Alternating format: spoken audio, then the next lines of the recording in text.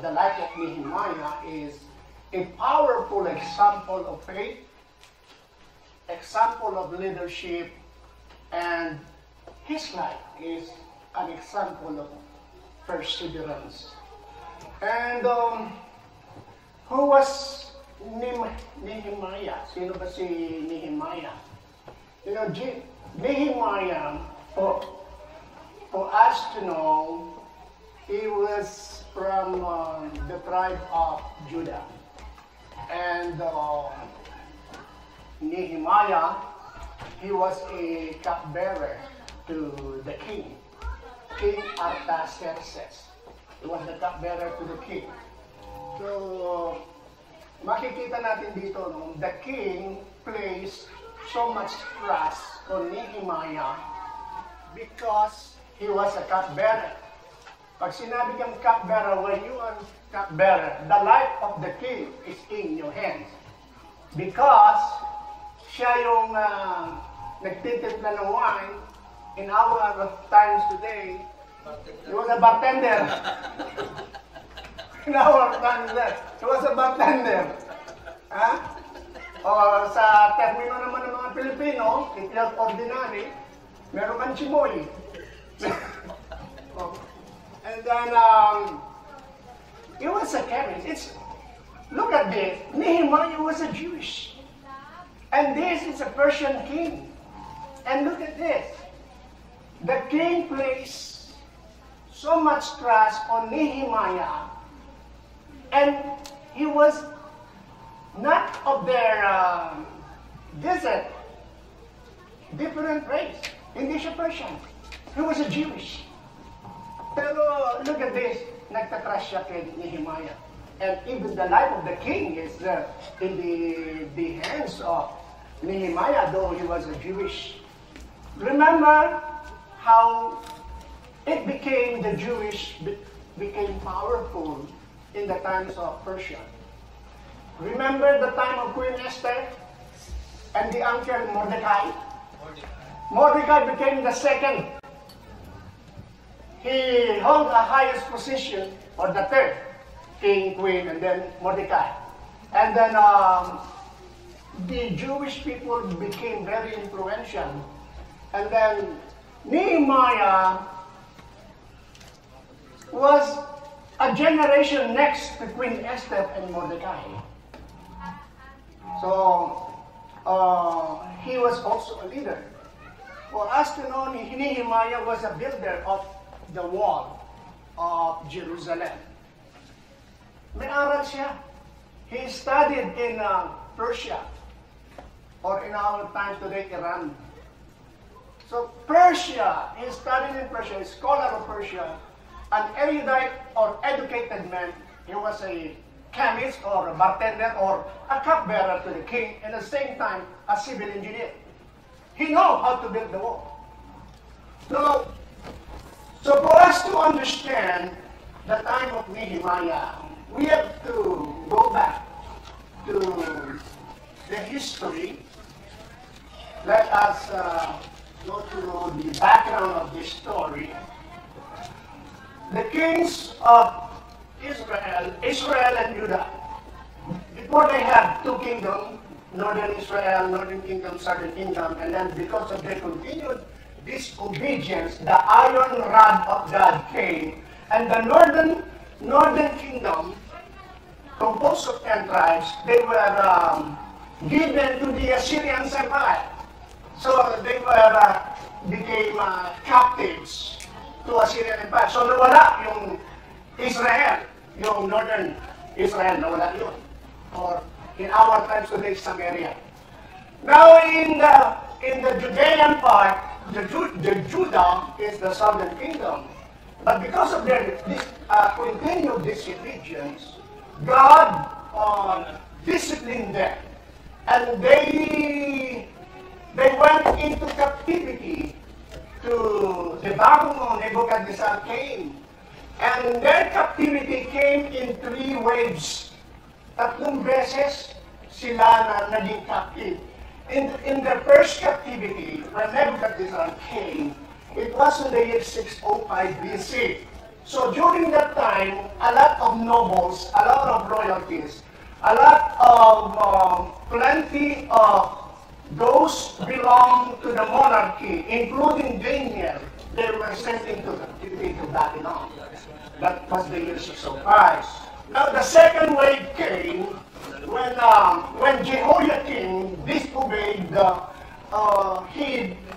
He broke the trust given to him by Nebuchadnezzar, and Nebuchadnezzar killed him and threw his body outside the wall of Jerusalem without receiving any funeral,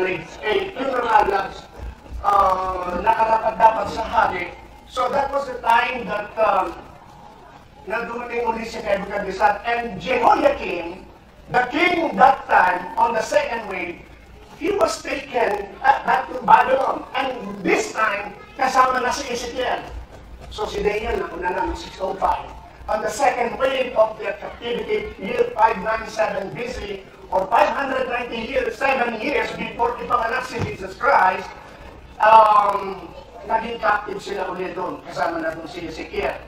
And the third captivity, when the King Zedekiah, the third captivity was on 586 BC. The 20th king was Zedekiah, and Zedekiah, because he wanted to be independent from the Babylon, because back then, the Judah or Judea was a province of Babylon, and because of he broke the trust, King Zedekiah broke the trust.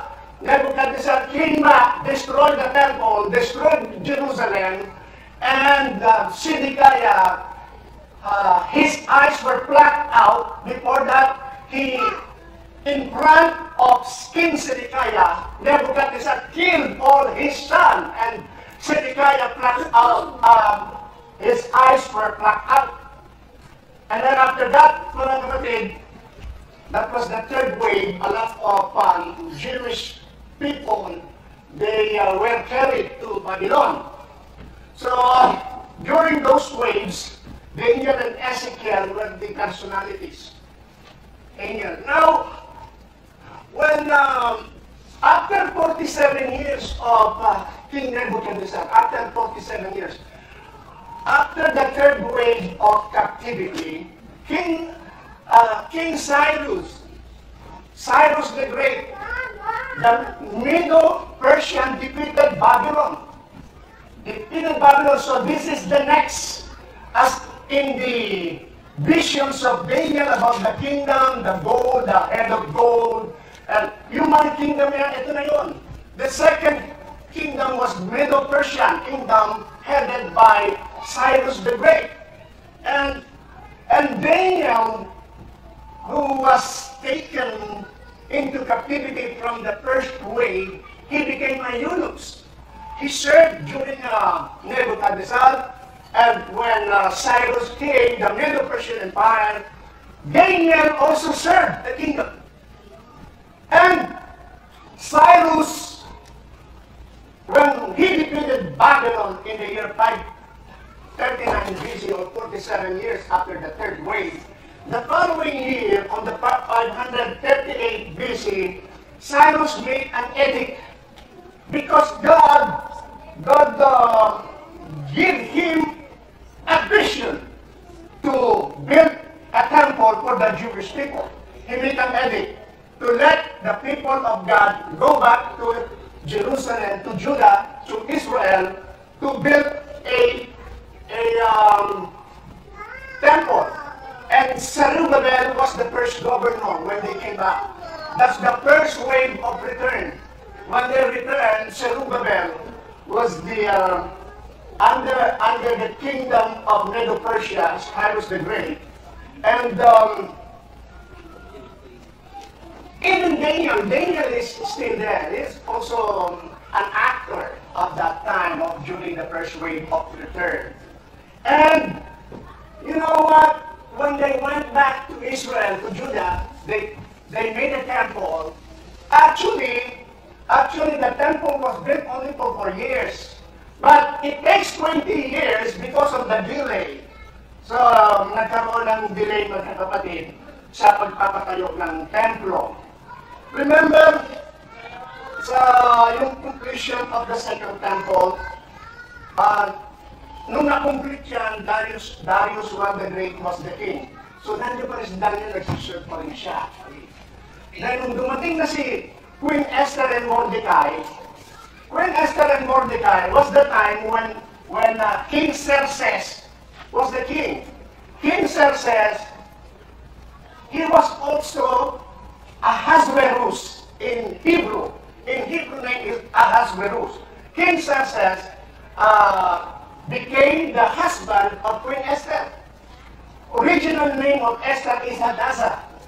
And Hadassah, Mordecai is the uncle of Esther. That was the time on 486 BC to 465 BC, or 21 years of reign of King Xerxes.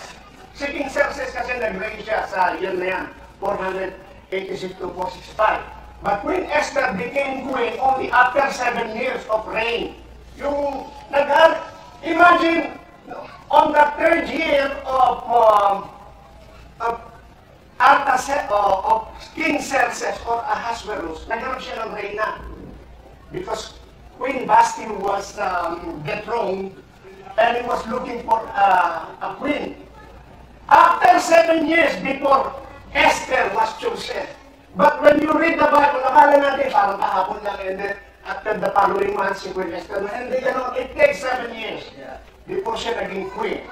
So, King Artaxerxes is the son of King Xerxes. So, King Artaxerxes is on course 165 to 124 BC, reigning for 41 years. Siya ba ang anak ni King Xerxes? Yes. Asawa ni King Xerxes, si Esther. Anak ba siya ni Esther? Hindi. According to the Greek historian Herodotus, the mother of Artaxerxes is Anetris. So, Esther is just one of the queen. Kaya stepson niya lang si Artaxerxes. And Artaxerxes, King Artaxerxes I, ito yung king na pinaglilingkuran ni Nehemiah. Nehemiah became a cupbearer. So, during the time of King Artaxerxes, this is a generation after the generation of Queen Esther and Mordecai. The generation is Artaxerxes.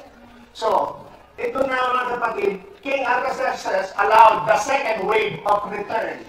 The second wave of return headed by Ezra. So, it's in the Bible, the minor prophet. He was a scribe, a scholar of the Bible, scholar of Torah, Ezra. And second wave of return that happened on 458 BC. And Ezra was the actor during that time. So, pinagunahan niya yung pagbabalik ng second wave. Now, Nehemiah was a cupbearer to the king. And he became the leader of the third wave of return. A lot of people went back to Israel, and that's the time si Nehemiah dumating. Nehemiah was born in Persia. Kaya citizen siya ng Persia, kung nag-allow sila ng citizenship. He was born in Persia. It took about 141 years from the time of captivity, the third wave of captivity, up to the time of Nehemiah. It took about 141 years. He was born during the captivity, kasama si Zerubbabel. Zerubbabel was the first governor of Judah. He was born in Babylon, because Zerubbabel means seed of Babylon, meaning born in Babylon. So, it's like today, Biden, so he allowed foreigners, or he allowed blacks, he allowed other officials, not of Native Americans, right? Nagtitiwala siya. It's the same time, during the time of the Persian Empire, they placed trust on the other citizens of the nation, especially those born in Persia. So, from Babylon captivity, from completion of second temple to Nehemiah's return is 70 years. Now, we have to remember the key points in Nehemiah's life. So, narito na tayo, no? Pag-aralan natin yung buhay ni Nehemiah. Number one, he had this concern for Jerusalem. Kasi yung temple natayo na during the time of Zerubbabel. It was delayed for 20 years, pero naitayo din yun. But the walls of Judah is still broken. Meron pa rin gap. Merong missing gap. So he had this concern for Jerusalem, Nehemiah. And what happened is, he requested to the king. Hindi lang basta request yan, mga kapatid. He was trusted as taga-timpla ng anak. Bartender, ha? Yung buhay ng hari sa kanya. Pero, nag-request siya. Hindi ordinaryong request yun. Because he was requesting to become a governor of Judah. And his PTO will last for 12 years. Nag-PTO siya. Sabi niya kay Haring Artaxerxes, pwede ba mag-PTO ako? O, sige. Bigyan kita. Ilan ba? Pipirmahan ko na. 12 years. 12 years PTO as governor. So, ano pa yung mga key points in Nehemiah's life? It's the rebuilding the walls of Jerusalem. Kaya siyang engineer niyan yung walls, Nehemiah's wall. And also, there's some conflict happened during his time, nung nandun na siya sa Judah o Jerusalem. And another key point in Nehemiah's life is completion of the wall. Another key point is spiritual revival and dedication. So yan ang ating mga pag-uusapan. So, are you ready to listen, mga kapatid? Nehemiah's concern for Jerusalem. So Nehemiah's prayer. Nehemiah's prayer in Nehemiah chapter 1, meron siyang concern sa Jerusalem. No? Hindi mo na kinakailangan na magbababa ng anghel. You don't need an angel to come down here when he places something in your heart to do, to accomplish. You don't need a prophet to come. Walang nagpakitang prophet o angel kay Nehemiah, but he felt that this burden to build the wall of Jerusalem. So, what he did was, first of all, he prays for forgiveness. Yan ang ating gagawin. When you pray, ask forgiveness first. Hindi yung may galit ka sa kapwa mo, iwanan, sabi ng Biblia, iwanan mo muna yung handong, leave your offering, and then go back and make some reconciliation before you offer sacrifice. So, Nehemiah's prayer, he prays for forgiveness of Israel and ask favor in approaching the king. So, yan nga mga kapatid, no? Because Nehemiah learned that the walls are still broken and there's still some gap because it was destroyed by Nebuchadnezzar. The temple was already built, but the walls are not. And he has this concern.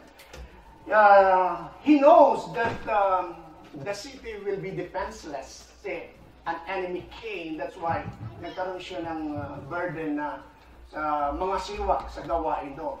He was moved with compassion. He prays to God for forgiveness on behalf of Israel. So when you read that, on behalf of Israel, that's what we call intercessory prayer. You pray for others, not for you. Because God will answer your prayer even you don't say it because you have concern for other people. Yan si Nehemiah. Amen? He prayed for the Israelites on behalf of Israel and asked for favor in approaching the king. So when you pray, gumawa din kayo ng plano, ano ba hihingin ninyo? Make a list of what you're gonna pray before you ask God. Amen. So what is the application of this? His concern for Jerusalem.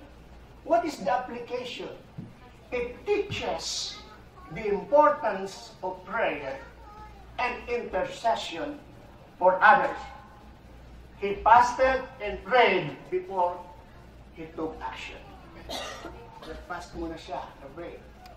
Marami mga Pilipino, hindi mo na kinakailangan mag-fasting dahil sanay na mga Pilipino sa fasting. Alam mo tayo. Dito naman sa Amerika, naku po, sanay sila sa kain. Maraming buffet dyan, ako. Sabi niya, mura lang ang buffet dyan. Sabi ko, nako, kung ikaw magpapatokso sa mga buffet na yan, lalapad dyan ang gusto. Sabi ko, yun ang abundant blessing. So, yan yung key point. Unang-una sa kanyang buhay, no, his concern for Jerusalem. Concern for his people. Seeking forgiveness. Number 2 is Nehemiah's request to the king. So, ano yung makikita natin? What is the thing that we could see here in his request to the king? It was on Nehemiah chapter 2, verses 1 to 8. Kung babasahin natin yung Nehemiah, he approached the king with a request to return to Jerusalem. King Artaxerxes, please, can I have a PTO? Paid time off? Okay, how many? 1 week? 2 weeks? 1 month? It's easy. No, king, I want 12 years. Actually, he was asking for a promotion to become a governor of Judah. But before he approached the king, of course, he prayed. Kaya, when he prayed, it gives him courage to ask. Yeah? And tinanong ng king, ba't ka pupunta doon? I am requesting to return to Jerusalem to rebuild the wall. So, despite the risk of asking the king, because he knows it could be impossible, because he holds an important position in the kingdom. The life of the king is in his hands. But despite of that risk, even sabi niya, hindi ako papayagan siguro, pag hindi ako pinayagan, magre-resign na ako. Sabi niya ni Kuya Fred, pag hindi ako pinayagan ako yung Pilipinas, magre-resign na lang ako. So despite the risk, Kuya Fred, mag-pray ka, hindi ka magre-resign. Yung boss mo magre-resign dahil yan. Despite the risk, no, nagulat siya. Sabi ng king, approve! PTO, approve! 12 years! 12 years. So, Nehemiah shows how to trust God. No? So, yun yung application sa atin, ano? Nehemiah shows how to trust God while navigating difficult situation. His courage teaches us to boldly act and faith when God calls us to a task. Remember, we are made in the image of God. And when God creates something, hindi lang sinasabi na, and God think, let there be light. Hindi lang inisip ng Diyos. Diyos na nga siya eh. Pero hindi pa lang inisip. Magkaroon ng liwanag. And God said, pinalipad niya yung salita niya, let there be light, and there was light. So kung may mga request kayo sa buhay, huwag niyo lang sabihin, when you pray, Lord, you can read my heart. You can read my mind. No, you have to say it verbally. You have to let your mouth open and let that word comes out. Because you are created in the image of God, you have the power to create. The application here is, say the words, don't just think. Say it, trust God, while navigating difficult situation. That's the lesson. That's the application of Nehemiah's request to the king. He prayed, and then he had the courage, and then he said the word, give me vacation.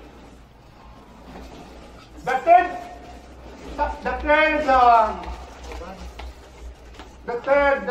thing that we can learn, the key points in Nehemiah's life, is rebuilding the walls of Jerusalem as written in Nehemiah chapter 3 and Nehemiah chapter 4. So, leadership. So, nakita natin dito, yung leadership na kapatid, Nehemiah organized the people into teams.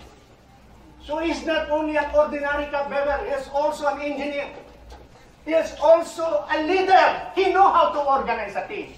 Because when he went to Jerusalem, at night time, he went there and he assessed the wall. Tiningnan niya, hindi niya pinakita sa maraming tao na nagpunta siya doon. Gumawa siya ng assessment, where are the missing gaps na kinakailangan duhuin. And then by family, he organized a team and assigning each section of the wall to various families and group. Halimbawa, this section, ito nakatira yung pamilya ng Benjamin tribe, itong family nito mag-aasikaso niya. So nag-assign siya. He was a organizer. Wedding coordinator? No. Sa ating time ngayon, mga kapatid, no? Organizer siya. Nag-organize siya ng team. So makikita natin dito, mga kapatid, he organized people into team and make assignment to various families, ready for opposition and respond by praying and setting God to protect the water. So what is the application of this? It demonstrates perseverance. It demonstrates resilience, no, in the face of opposition. Kasi maraming opposition eh. Nandito si Trillanes. Maraming opposition, mga kapatid. No? Iniimbestigahan nila. Puro investigasyon. Ha? So, etong si Nehemiah, alam niyo, i-balance, no, yung spiritual resilience on God with practical action. So, balance siya. Hindi lang spiritual yan. Hindi, bahala ang Panginoon sa iyo, isusupply ng kailangan mo. Tamad ka namang magtrabaho, paano isusupply? Hindi, blind faith yun. Diba? Paano lalabot tayo kung hindi tayo lalakot? Diba? Paano yan? So, we have to balance yung ating spiritual resilience, yung ating pagiging spirituality. Kinakailangan, makikita din yan sa ating work. Works cannot save, but the work is a testimony that you are the Son of God.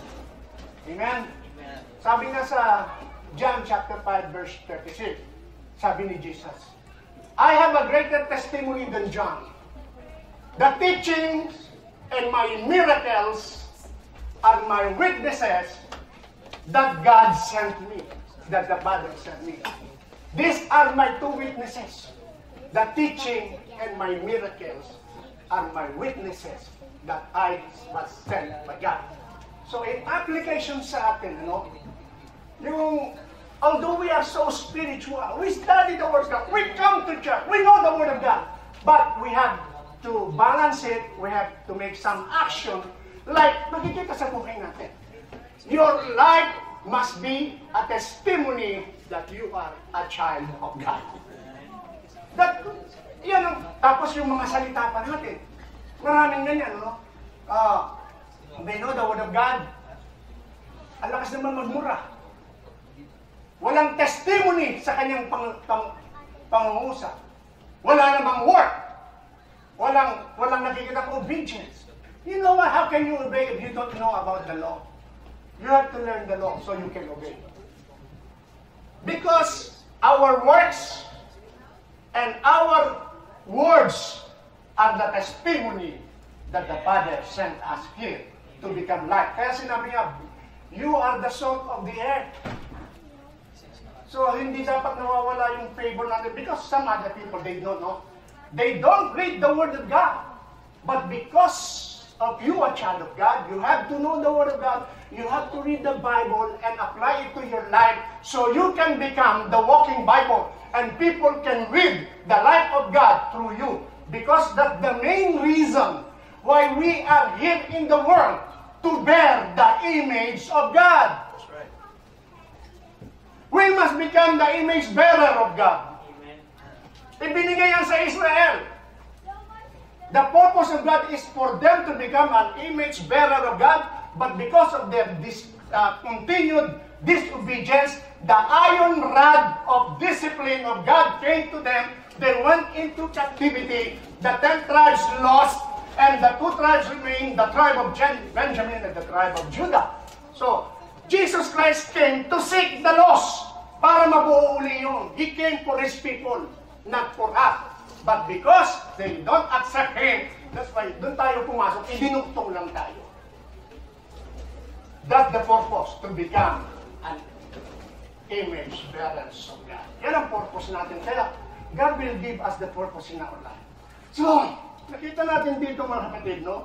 Yung 4 key points in Nehemiah's life is overcoming internal conflict. So, nakita ni Nehemiah, he witnessed some erudite, some rich people, wealthy Jewish. He rebuked the wealthy Jew exploiting the poor by charging high interest on loans and led by example but not by not taking personal advantage. So Nehemiah was an example. Hindi niya tinatanggap yung kanyang allowance. Sabi niya, huwag niyo na ako swelduhan, hindi niyo naman kasi kaya eh. Para bang tayo sa City of Grace. Huwag niyo na kami swelduhan dahil kayo nga, kulang pa eh. Bahala ng Panginoon sa amin. Kumakain pa naman kami. Saka marami naman kami ayudang na pupuntahan.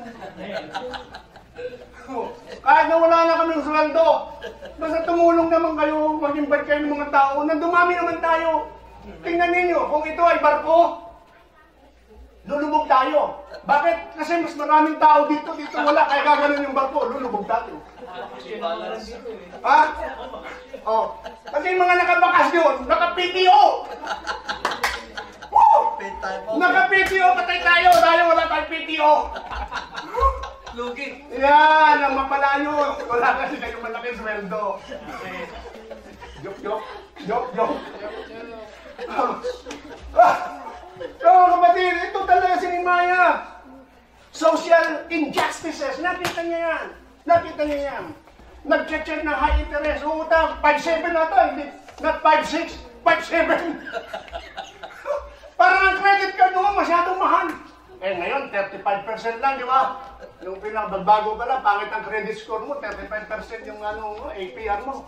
So, nag-charge sila ng high interest. Tapos yung ginagawa nila during his time, so mahirap ako, I'm a poor, from a poor family. Dahil wala na akong makain, wala akong pera. Ibebenta ko yung lupa, and then hindi na isosoole yun. Because I cannot, ang tawag doon, hindi mo matubos. No, bibenta ko yung lupa.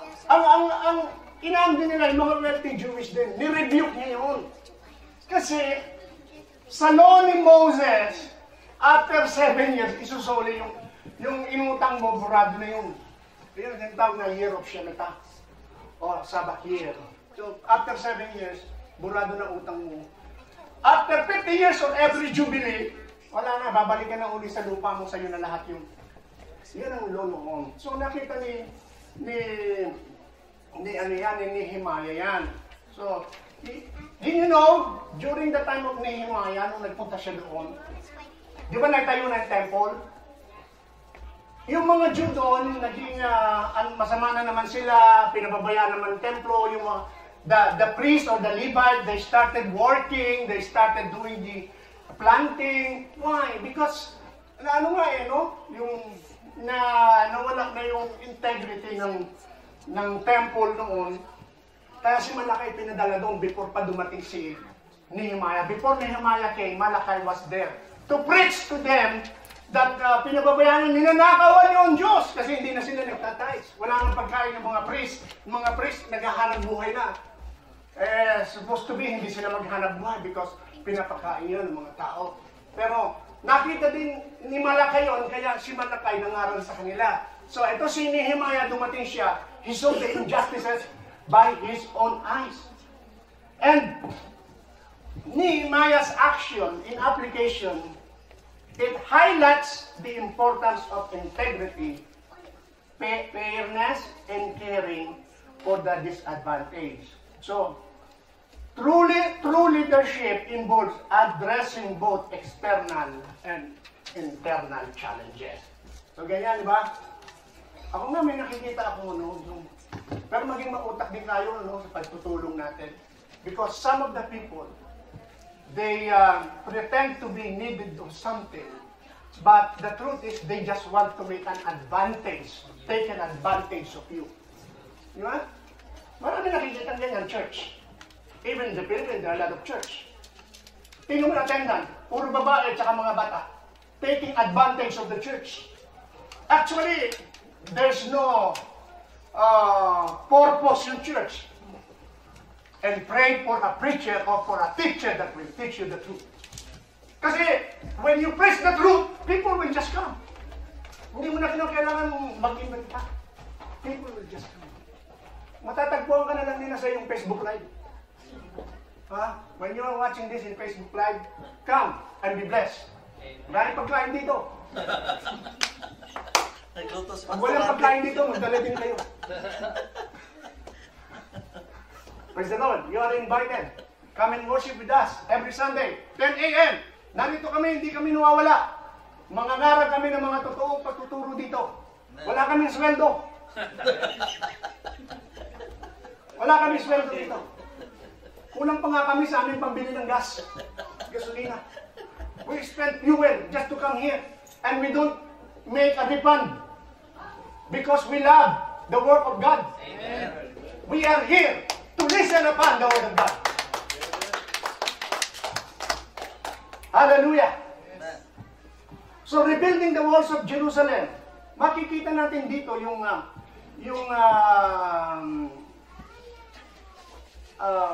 nasa na ba tayo? Number 5, completion of the wall. So success, no? Kasi sa Nehemiah, his ministry is about Jerusalem wall. Yun naman. Kasi yung temple na itayo na ni Zerubbabel. At saka Nesta. Nung naitayo na yung nakumpleto na yung wall, naisara na yung gap. And the gap was closed. Wala nang gap. So, libre sila, hindi na sila natatakot na maano pa sila, mapasok ng enemy. So, despite continuous opposition and attempt to distract him, Nehemiah complete the wall in 52 days. That brings honor to God.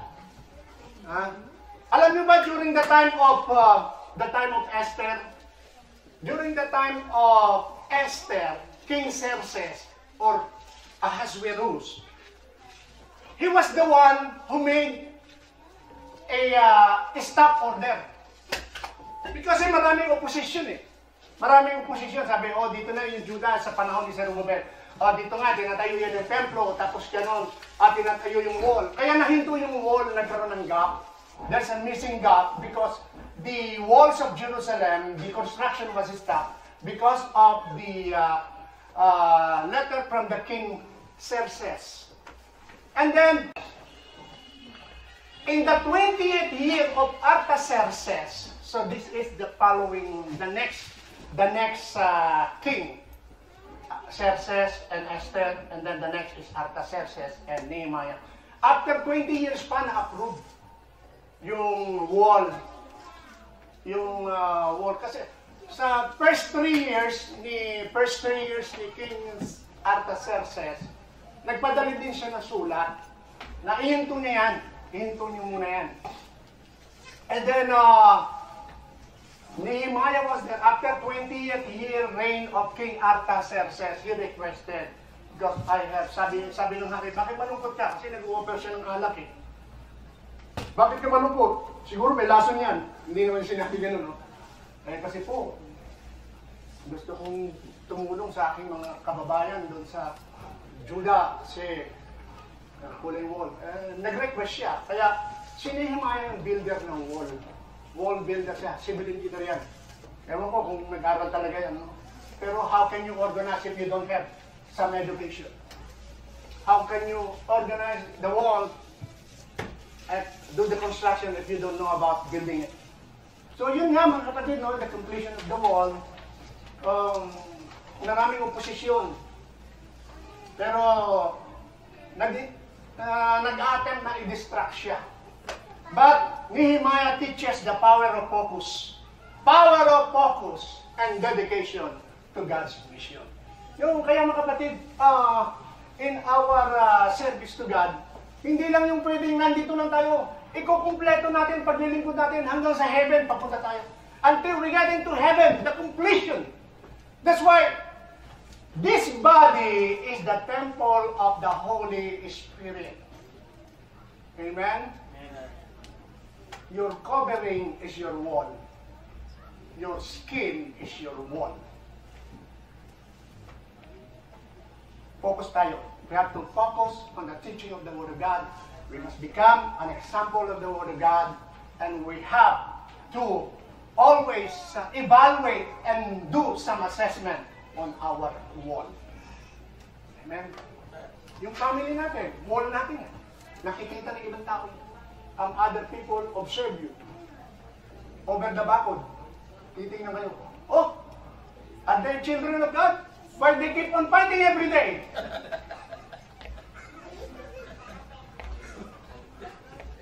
May mga marites doon sa kapitbahay nyo. Mga marites.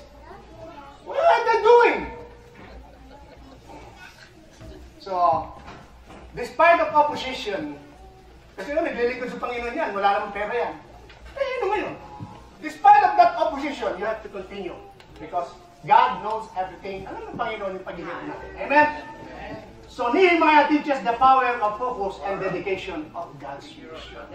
Now, umuwi na! Number 6. The key points of Nehemiah's life is spiritual revival and dedication. The law of God.